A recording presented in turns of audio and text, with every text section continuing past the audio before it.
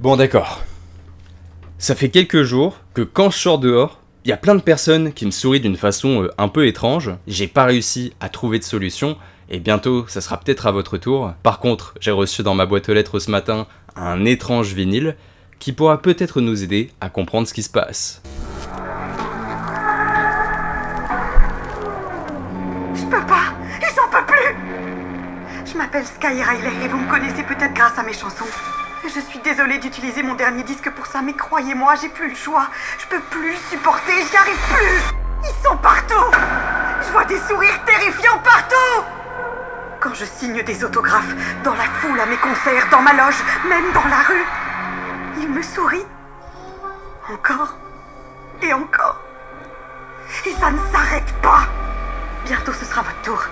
Et ça condamnera tous les artistes que vous aimez et tous vos proches. Aidez-moi! Nous devons faire quelque chose pour mettre fin à cette malédiction. Si ça continue, je vais mourir. Oh mon Dieu, ça peut pas arriver. S'il vous plaît, il doit y avoir un moyen. Aidez-moi!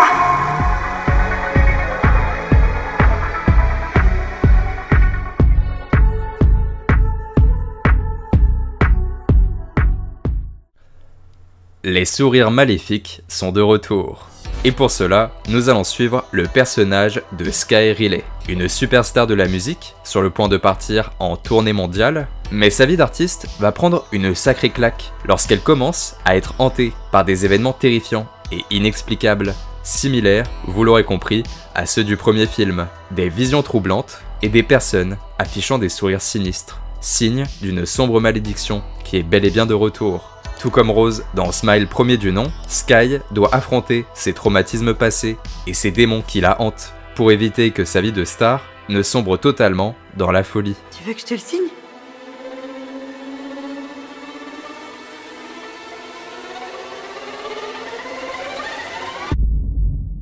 Smile 2 est un film qui, dans sa forme, est assez similaire au premier opus. On a un personnage qui assiste au suicide de quelqu'un avant de rencontrer la malédiction des sourires. On apprend que ce même personnage possède un passé plutôt difficile, jusqu'à ce qu'elle plonge de plus en plus dans la folie à mesure que les apparitions deviennent de plus en plus violentes. Mais cette fois-ci, on a un univers qui est radicalement différent et qui procure au film un véritable sentiment de nouveauté. Et je dirais même que cette nouveauté, ce sentiment d'innovation, il est pas seulement important pour la franchise Smile, mais il est aussi important pour la culture et le monde de l'horreur. Et c'est tout cet attrait autour de l'univers musical. C'est le fait qu'on ait affaire à une star qui soit connue et reconnue, ce qui procure encore une fois cet élan de nouveauté au film.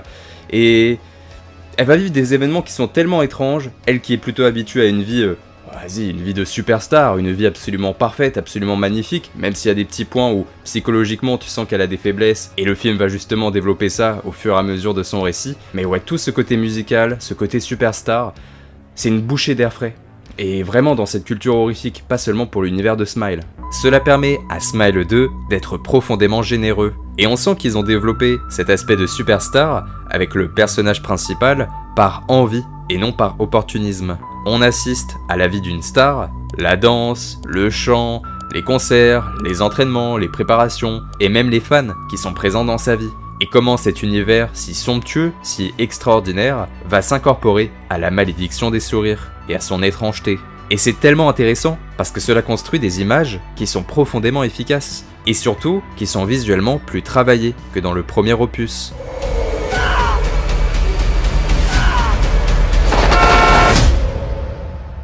Et cela confie au film une ambiance radicalement différente du premier opus, et c'est un compliment, c'est pas plus mal. L'univers est dans un sens beaucoup plus coloré, avec cette ambiance plus festive, avec des néons, voilà, toute cette colorimétrie un peu plus festive, de ce monde de la musique, des concerts, de ce côté un peu superstar aussi, évidemment. Il y a des néons, il y a ce côté un peu LED qui transparaît de la caméra, et pas seulement dans les séquences magnifiques, dans les séquences où tout va bien, mais aussi dans les séquences horrifiques. Là où dans le premier, les séquences horrifiques étaient très dans une tonalité sombre, ce côté presque grisâtre, tu sentais que le monde surnaturel était méchant. Alors dans Smile 2, le monde surnaturel est toujours méchant, mais là on a cette colorimétrie qui est plus proche du bleu, comme si on avait vraiment un monde surnaturel qui allait s'incorporer au monde musical, à ce côté superstar par rapport au personnage principal. Bref, forcément, avec le métier de notre star principale, on a affaire à un univers qui est beaucoup plus merveilleux que ce qu'on avait dans le premier opus, mais pas seulement dans l'univers qui est développé, mais aussi dans les séquences horrifiques où tu sens qu'il y a une transition qui est nécessaire et je trouve vachement cohérente avec l'ambiance du film. Et ça confie au film une véritable direction artistique qui lui permet d'avoir des plans anodins, même si parfois on tombe dans la facilité pour faire peur aux spectateurs. Bah dans toutes ces autres séquences, même en dehors de l'horreur, lorsqu'on va approfondir un peu le développement du personnage, lorsqu'on va la découvrir, lorsqu'on va voir son métier et les conséquences que cette malédiction va avoir sur son univers de superstar, bah c'est là où on ressent quelque chose d'anodin, quelque chose qui se distingue du premier opus, mais aussi qui se distingue dans l'ensemble du monde horrifique. J'ai pas souvenir d'un film qui abordait l'univers artistique avec l'horreur, en tout cas j'en connais pas à ma connaissance. On peut penser à Carrie au bal de l'horreur avec cette séquence où on a la scène et on a toute la pluie ensanglantée qui tombe, mais on n'a pas affaire à une superstar, on a affaire à une élève qui est traumatisée. Là on a affaire à une superstar et je trouve ça cool. Tu vois, c'est comme si Billie Eilish, Eminem et toutes ces superstars étaient confrontés à la malédiction de Smile. Et du coup il y a un attrait qui est vraiment anodin et qui crée cette particularité qui est vraiment plaisante. C'était vraiment le point le plus important du film je trouve, en tout cas là où j'ai eu le plus de plaisir à le parcourir. On dirait que je parle d'un livre, à le visionner. Bande de dégueulasses. Et c'est d'autant plus fort que ce n'est pas difficile de rentrer dans cet univers. L'univers musical me faisait peur. Je voulais pas qu'on ait affaire à des clips musicaux, des concerts en pagaille, ou je ne sais pas. Genre comme une sorte de comédie musicale, mais cette fois-ci mélangée avec l'horreur. Enfin, vous avez compris. J'avais peur de ne pas m'attacher à l'héroïne, car forcément c'est une artiste, une superstar, et donc je me disais qu'elle avait potentiellement la grosse tête. Mais non. Sky est certes une star, mais elle dégage une véritable sensibilité. On a plaisir à parcourir son évolution avec la malédiction et à découvrir la façon dont le réalisateur plonge ce monde artistique merveilleux dans l'horreur absolue. Cela crée des images parfois tellement dérangeantes et surtout tellement différentes de ce qu'on a l'habitude de voir. C'est profondément hypnotisant ce qu'ils ont fait avec tout cet univers et cela crée une scission suffisamment différente de ce qu'ils ont fait avec le premier opus. Y a quelqu'un ?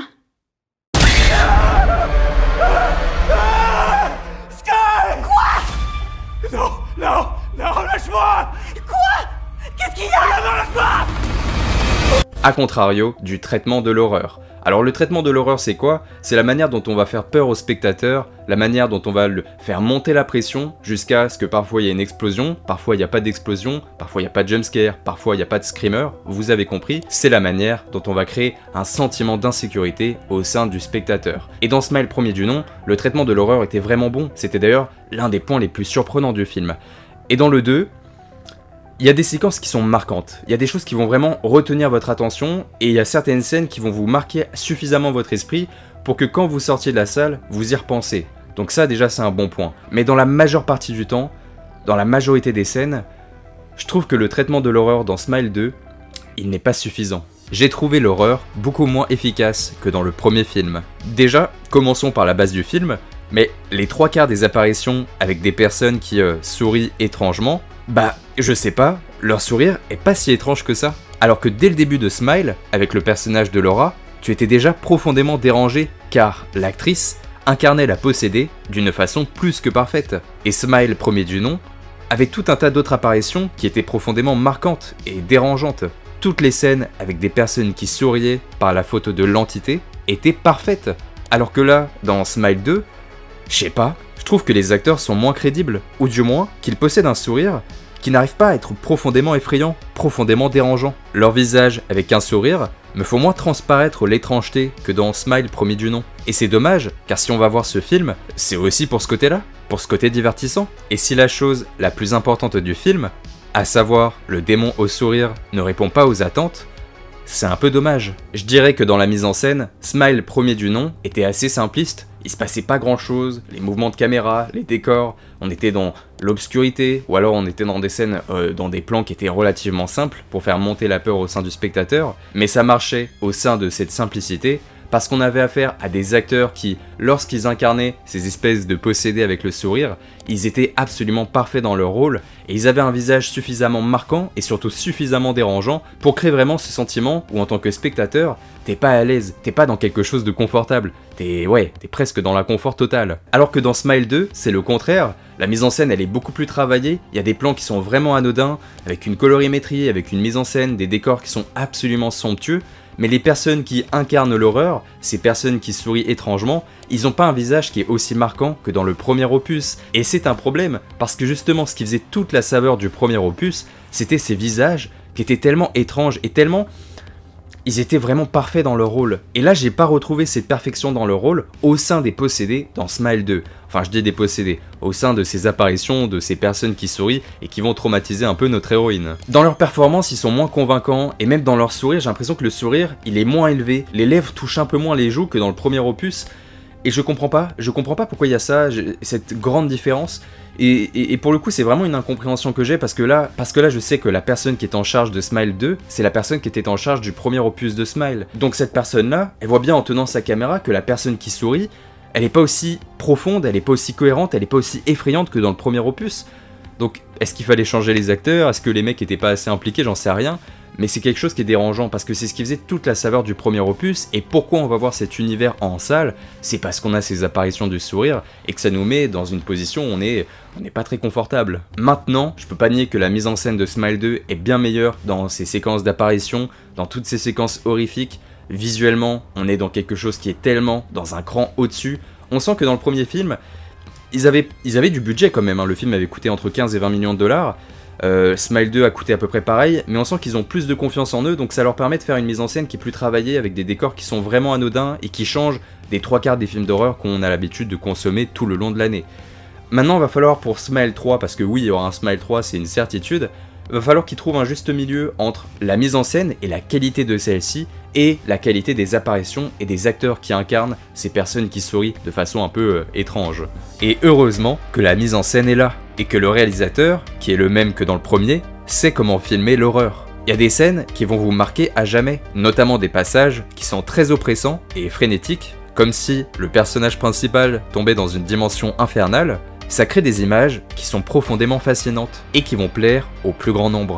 Dommage que lorsque la mise en scène est plus simpliste, la performance des acteurs et de ceux qui incarnent les possédés ne soit pas forcément au rendez-vous. J'arrête pas de voir ce visage partout. Vous avez vu la mort en face. J'avais surtout peur d'un sentiment de répétitivité, qu'on suive un peu le même schéma narratif que le premier film, avec juste un nouveau personnage qui va remplacer Rose du premier opus, qui va vivre les mêmes événements, et que ça fait une espèce de boucle. Et honnêtement, c'est un tout petit peu le cas. Mais comme il y a d'autres choses comme l'axe du destin du personnage de Joel, le côté artistique de Sky, le développement de la mythologie et de ce que représente l'entité, et quelques autres surprises, et bah pourtant, tu n'as pas l'impression de voir un copier-coller du premier opus, et je pense que c'est le point le plus important. C'est pas non plus l'explosion, c'est pas l'innovation du siècle, c'est pas une suite qui part dans une direction totalement et radicalement opposée au premier film. On est vraiment dans une extension de l'univers, on est vraiment dans la continuité, mais on essaie d'apporter des petits points où on a des améliorations. Alors évidemment, comme je vous l'ai dit, il y a certains points où on est en deçà du premier film. Mais il y a plein d'autres points, on a vraiment cet élan de générosité, on sent cette générosité qui est offerte aux spectateurs, et ce côté où on vous offre un film qui de bout en bout est cohérent, qui ne va pas trop loin, où vous pouvez tout comprendre, même s'il y a des petits enjeux, où il y a un brin de mystère qui sont vraiment fascinants. Mais vraiment, on est dans ce divertissement horrifique qui fonctionne de bout en bout. Et si vous avez apprécié Smile, premier du nom, vous prenez vraiment aucun risque avec ce deuxième opus. Voilà, il est vraiment conçu pour ceux qui ont adoré le premier film, bah là vous allez également adorer ce deuxième opus de la saga. Et on sent d'ailleurs cette envie de créer une franchise, d'imposer Smile en tant qu'univers assez important au sein de l'horreur, un peu comme l'a été par exemple le Conjuring à son époque, un peu comme l'a été Insidious, les Paranormal Activity, etc. Alors même si de mon côté je trouve que la saga Insidious c'est vraiment de la qualité, je trouve également que Conjuring 1 et 2 c'est vraiment des films qui sont vraiment généreux pour le spectateur mais qui sont vraiment complexes dans leur forme et qui sont vraiment fascinants à parcourir. On sent que Smile veut s'inscrire dans cet élan là, un peu l'héritier spirituel de Conjuring à sa façon, de ces films extrêmement populaires mais qui a toujours un peu de complexité derrière pour ceux qui veulent titiller ou un peu creuser plus en profondeur. Il y a cette volonté là, est-ce qu'ils vont réussir? Est-ce qu'ils vont réussir surtout à continuer et à plaire à un public de plus en plus large? Ça va être leur défi, mais il y a cette volonté derrière là. On sent vraiment qu'il y a de l'ambition, et c'est bien d'avoir de l'ambition, c'est même une très bonne chose. Smile 2 est ce que j'appelle un blockbuster horrifique. Un film ayant coûté entre 15 et 20 millions de dollars, qui va en rapporter des centaines d'autres au box-office. Surtout en cette période d'Halloween. Oui, c'est un produit calibré, qui répond également à des exigences marketing, avec une promotion agressive pour un public entre 12 et 16 ans, notamment sur des réseaux sociaux comme TikTok, déjà parce que cette image de personne qui sourit étrangement, elle est très bankable, et suffisamment mystérieuse pour attiré toute une génération en salle, et que cela incarne leur premier véritable film d'horreur en salle, mais aussi et surtout parce que le premier représentait déjà cela pour une génération entière. Et malgré le fait que ça soit calibré, eh bien Smile, contrairement à tout un tas d'autres productions comme celle de la Blumhouse par exemple, reste un univers profondément mature, et je dirais même profondément adulte. Moi, à 12 ans, les premiers films d'horreur que je voyais en salle, c'était les Insidious, les Conjuring, les Paranormal Activity. Et à 12 ans, j'avais beau ne pas avoir beaucoup de vécu, cela ne m'empêchait pas de tout comprendre de ces univers. Je comprenais absolument tout, et il n'y avait pas des thématiques qui m'échappaient. La famille, le fait d'être confronté à la mort, ou à la perte d'un être cher. Alors que dans Smile, il y a des thématiques, si j'avais 12 ans, elles m'auraient totalement échappé. La folie, le fait de gâcher nos relations et notre entourage, pour faire comprendre au monde que c'est bien nous qui avons raison, de voir comment les autres nous perçoivent, et d'y faire face, malgré les critiques, de faire face à nos traumatismes, et comment on se voile parfois la face pour y faire face, comment on gâche notre vie sans s'en apercevoir par rapport à ce qu'on a traversé, par rapport à notre vécu. C'est de tout cela dont parle Smile premier du nom, et Smile 2, et c'est tellement, mais tellement intéressant. C'est accessible pour des personnes qui ne consomment pas énormément de films d'horreur à l'année, et il y a toujours ce côté un peu mon premier film d'horreur. On sent que Smile 2, il cherche aussi à convenir à des spectateurs qui vont aller pour la première fois voir un film d'horreur en salle, et d'ailleurs c'était un peu tout le principe du premier opus, et c'est pour ça qu'il a autant marqué une génération entière. Mais en même temps, en dehors de ce côté un peu grand public, de ce côté encore une fois blockbuster horrifique, qui peut convenir à tout le monde et à tous les profils, à tous les types de spectateurs, bah on sent qu'il distille, à certains moments donnés dans son axe narratif, dans son histoire, des petits éléments qui créent petit à petit une mythologie, avec tous les indices qu'on a depuis le premier film, qui mis bout en bout, tous ces indices, ils créent une mythologie qui est fascinante, et on peut essayer de creuser pour comprendre ce qui va se passer, on peut essayer d'imaginer quelle sera une potentielle suite par exemple. On sent qu'il y a toujours matière pour créer une forme de fascination au sein de spectateurs qui, comme moi, on regarde des films d'horreur toute l'année. Et ça m'empêche pas pour autant que j'ai passé un bon moment devant Smile, malgré le fait que je consomme des films d'horreur toute l'année, même pour Noël, c'est pour vous dire. Il s'adresse à la fois à un grand public, et également à des personnes qui sont vraiment ancrées dans la culture horrifique, et qui regardent des films d'horreur du matin jusqu'au soir. Et honnêtement, de façon personnelle, j'attends pas plus de complexité dans Smile, j'y vais aussi avec ce côté divertissant, parce que en dehors d'avoir des œuvres complexes, en dehors d'avoir aussi des œuvres déroutantes, ça fait du bien d'avoir des films grand public qui sont bien faits et qui s'adressent à tout le monde. Et Smile 2 n'a pas la prétention d'être au-dessus du lot, n'a pas la prétention de faire quelque chose de trop complexe, au contraire, il a cette volonté de construire une histoire qui est cohérente de bout en bout. Tu prends ta dose, tu sors de la salle, tu continues d'avoir des passages en tête, et t'as envie d'aller voir la suite, et t'es ancré dans cet univers. C'est un univers qui est sympathique, et un point c'est tout. Notamment parce que tout comme le premier film, il est pessimiste, et vraiment difficile avec ses personnages. On sait que personne n'est à l'abri, que tout le monde peut mourir, que ce soit l'héroïne ou les personnages qu'on apprécie déjà. Et vraiment, c'est un film qui ne ménage absolument personne. Et c'est parfois tellement brutal. Smile, c'est pas seulement des personnes qui sourient de façon aléatoire devant la caméra, c'est vraiment une descente aux enfers psychologiques d'une personne qui se retrouve confrontée également à ses propres démons intérieurs. La malédiction n'est presque qu'un prétexte pour comprendre un personnage et ce qu'elle a traversé. Et surtout, comment elle va se battre pour traverser cette nouvelle épreuve. Il n'y a pas d'espoir, tout est sombre de bout en bout. Et alors que les blockbusters horrifiques de lorsque j'étais adolescent mettaient des moments de pause avec de l'humour ou des moments d'amour, dans Smile 2, c'est pas vraiment le cas.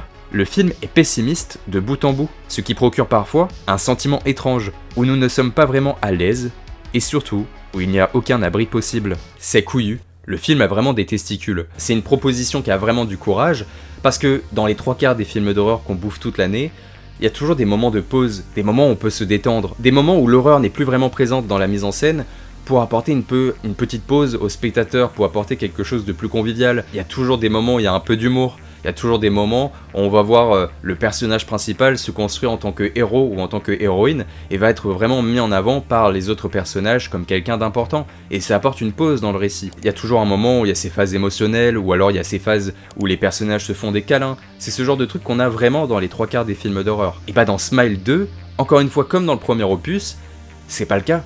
On a un film qui est vraiment difficile avec ses personnages, pas que le personnage principal d'ailleurs. Vous allez voir que des personnages, notamment le policier qui revient du premier film, ils vont tous prendre un peu cher dans leur gueule. Et c'est ça qui est fou, c'est qu'on a un film qui est vraiment difficile avec ses personnages, et qui sont contre-fous de ne pas apporter de pause dans le récit, de pas apporter des moments d'espoir, des moments de réussite. Tous les personnages, et vous en tant que spectateur aussi, vous allez être dans un climat un peu anxiogène, vous allez être dans un climat un peu pessimiste. Et comme en plus, nous, en tant que spectateurs, on a tous la fin du premier opus en tête, alors on va passer sur une petite section spoilers, si vous n'avez pas vu le premier film, vous pouvez partir et revenir dans 30 à 40 secondes, même si je pense que si vous êtes devant cette vidéo, vous avez déjà tous vu le premier film, commencez pas à me faire. Comme on a tous la fin du premier opus en tête, avec l'héroïne qui meurt d'une façon tellement violente, après une lutte acharnée, et surtout une lutte plutôt désespérée, et bah forcément, pendant toute l'aventure de Smile 2, on se souvient de cette finalité du premier opus, et on se dit en permanence, bah l'héroïne de ce deuxième opus n'a absolument aucune chance, il n'y a aucun moyen qu'elle puisse survivre, il n'y a aucun moyen qu'elle puisse se débarrasser de cette sombre malédiction. Encore une fois, ce côté très anxiogène, et pas beaucoup de films d'horreur proposent ça, en tout cas dans les films d'horreur un peu mainstream.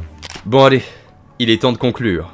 En résumé, Smile 2 est une expérience dans la continuité du premier opus. S'il ne révolutionne pas le genre, ni la formule, il propose quelque chose de bien plus que satisfaisant. Si vous avez apprécié le premier, et que vous réussissez à rentrer dans cette approche plus musicale, du moins dans la vie d'une artiste accomplie, d'une superstar, vous ne prenez aucun risque à vous rendre en salle pour le découvrir. Et je pense même, sincèrement, que vous allez passer un bon moment. C'est vraiment une extension de l'univers, avec des passages profondément marquants, à la mise en scène différente du premier. Et fort heureusement d'ailleurs. Maintenant, est-ce que c'est suffisant? Et pour combien de temps? Suffisant parce qu'il marquera moins les générations que le premier, et soyons honnêtes, entre Smile 1 et Smile 2, le premier opus restera le préféré de pas mal de monde, et je peux que le comprendre. Pour combien de temps? Car on sent l'envie de construire des suites, et une aventure face au démon du sourire qui continuera dans un troisième, voire même quatrième opus. On sent qu'on arrive à une formule qui a quand même ses limites. L'originalité du monde musical et de ses séquences liées au monde surnaturel sont vraiment plaisantes, mais il faudra nécessairement aller plus loin dans de potentielles suites. Mais parmi tous les films d'horreur plutôt mainstream, et on va dire tous ces blockbusters horrifiques qui sortent à foison tout le long de l'année, bah c'est vrai que Smile 2, il sort clairement du lot. Ce n'est que mon avis, et c'est ce que je ressens par rapport à ce film, mais clairement je préfère quelque chose qui va plutôt dans la simplicité, qui va pas non plus dénoter avec les règles du précédent opus, qui va pas non plus innover de la meilleure des façons possibles, mais qui apporte sur certains points suffisamment de nouveautés, notamment des améliorations visuelles, des améliorations au niveau de l'ambiance, des améliorations aussi au niveau des décors et ce genre de choses, avec aussi encore une fois ce passage du domaine médical avec la psychiatrie du premier film à cette fois-ci un monde beaucoup plus chaleureux avec le côté musical et le côté superstar. Je préfère avoir ce type d'innovation et d'avoir toujours cette vision du réalisateur qui reste cohérent, parce que c'est ça aussi qui fait la différence entre Smile et les autres films d'horreur qui sortent à l'année. C'est le fait qu'on a un réalisateur qui est talentueux et qui possède sa véritable ligne éditoriale. On sent qu'il a envie de construire des histoires dramatiques, on sent qu'il a envie de torturer ses personnages principaux, on sent qu'il a envie qu'on ait des films où il n'y a pas beaucoup d'espoir, où il n'y a pas beaucoup de lumière au bout du tunnel, mais on a vraiment quelque chose de pessimiste. Et ils foncent sur cette ligne éditoriale. Alors oui, ça pourrait être plus violent, le côté horrifique pourrait être un peu plus travaillé, on pourrait avoir vraiment un traitement de l'horreur qui soit beaucoup plus effrayant, beaucoup plus... encore plus dans le malaise, en tout cas qu'on ressente beaucoup plus le malaise en tant que spectateur. Mais il n'y a pas cette volonté, alors peut-être que ça vient du studio derrière, mais au moins on a toujours cette vision artistique de Parker Finn, qui est donc le réalisateur de Smile 1 et de Smile 2, qui ne déroge pas à sa ligne éditoriale, et ça se ressent. On sent qu'il n'y a pas ce côté opportuniste derrière, mais qu'on a vraiment envie de faire une suite qui est différente du premier, tout en reprenant les codes principaux sans innover, parce que l'univers est assez convaincant pour le déployer sur plusieurs films. Et évidemment, mais je l'ai déjà dit au cours de cette vidéo, mais rien que par son concept, bah il nous attire en salle. C'est un concept qui est limite plus fort que le film en lui-même. Et encore une fois, parmi toutes les sorties horrifiques de l'année comme Imaginary, Night Swim, Les Guetteurs, Les Cartes du Mal, Les Intrus aussi par exemple, ou même Abigail, Smile 2 est charismatique et fait avec le cœur. Cela se ressent véritablement. Et donc forcément, on passe un très bon moment devant. Je pense que la génération qui s'est pris Smile premier du nom, ils vont encore une fois tomber amoureux de ce deuxième opus, et ils vont même peut-être même encore plus apprécier, parce qu'il y a ce côté plus coloré, il y a ce côté plus musical, et dans l'horreur c'est des choses qu'on n'a pas l'habitude de voir, donc forcément ça crée un rapport un peu particulier avec le spectateur, et les spectateurs notamment. Et en sortant de la salle, pour être honnête avec vous, je voyais déjà des personnes parler de certaines scènes. Il y a certaines scènes qui vont, je pense, vraiment marquer beaucoup de personnes parce que elles ont une mise en scène qui est fascinante.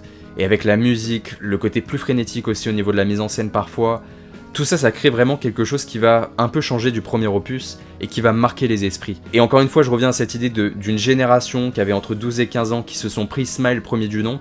Je pense que les scènes qu'il y a dans le deuxième film vont encore une fois les marquer, et c'est eux qui vont participer à la culture de ce type de film également. Il faut aussi se mettre à leur place, tu vois. Moi je sais que quand j'allais voir Conjuring premier du nom, quand j'étais voir Conjuring 2, je sais pas, j'avais entre 12 et 15 ans, je sais plus exactement, il y avait Insidious, etc. Je sais qu'il y avait beaucoup de personnes qui se moquaient de moi, par exemple sur les forums, etc., où il y avait beaucoup de personnes qui disaient « Oh, ils vont voir ces films pour adolescents ». Et maintenant que moi, par exemple, j'ai 26 ans, on a grandi, il y a cette génération qui s'est pris Conjuring, qui s'est pris Insidious, qui dit « Ah, regardez les jeunes, ils vont voir Smile, mais c'est moins bien que Conjuring, c'est moins bien que Insidious, c'est moins bien que Paranormal Activity, etc. » C'est vraiment ce cycle perpétuel des anciennes générations qui vont critiquer les sorties de la nouvelle, notamment dans le monde de l'horreur, et je comprends totalement, évidemment que c'est pas aussi bien que les films que j'ai vus pendant mon adolescence et qui m'ont construit au fur et à mesure de mon vécu.